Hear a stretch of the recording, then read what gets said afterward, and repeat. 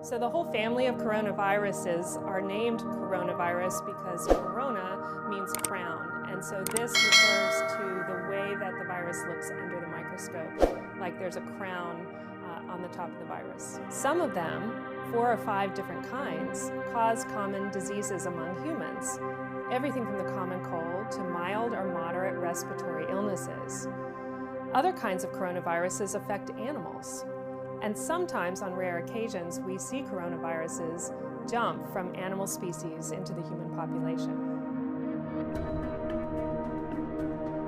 The 2019 novel coronavirus is getting a lot of attention now because it is a new kind of coronavirus we haven't seen among humans before. The theory is that it may have jumped from an animal species into the human population and then begun spreading. We have seen some people that have died of this disease, and we know that there are already thousands of cases. So people are concerned because we don't yet know exactly how severe the disease will be or how far it will spread.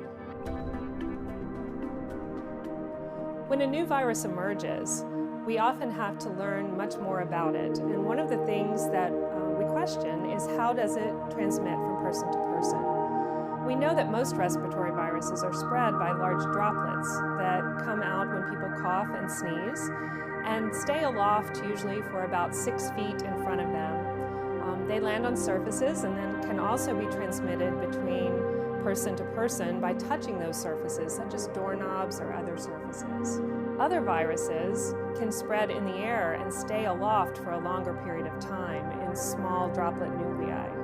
For this current 2019 coronavirus, we're not yet sure whether it is droplet or airborne transmission. So we're erring on the side of caution and taking protection as if it was spread by the airborne route. Virus to other countries, including the United States.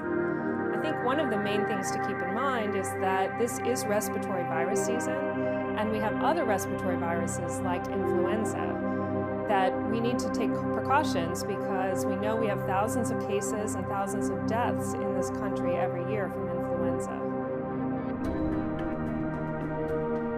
Given the ongoing transmission of the virus in China, we have a travel alert that was issued by the Centers for Disease Control and Prevention. So at this time, until we know more, avoid non-essential travel to China.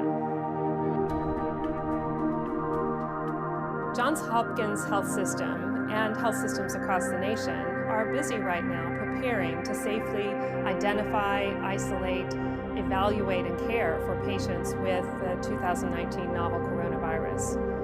We have the capability of doing this safely by utilizing personal protective equipment, by implementing travel screening so that we can quickly identify patients who have risk factors for the disease, and then implementing isolation precautions, the use of personal protective equipment, and other measures to make sure that we limit the spread of the virus.